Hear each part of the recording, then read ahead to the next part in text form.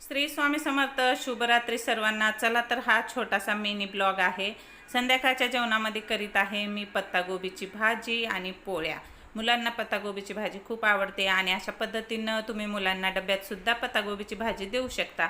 तर सकाळीच मला जायचं आहे गावाला. तर गावाला कुठं जायचं आहे? मला जायचं आहे डोहाळे जेवणाला. तर पाहू शकता किती छान असं वातावरण झालेलं आहे आणि मी टू व्हीलरवर जात आहे. मला टू व्हीलरचा प्रवास खूप आवडतो फोर व्हीलरपेक्षा. आणि वातावरण पाहू शकता आणि आभाळ तर बघा किती सुंदर दिसत आहे. पण मला वाटलं त्या दिवशी मी पावसात भिजते काय की, पण भिजायलाच भेटलं नाही.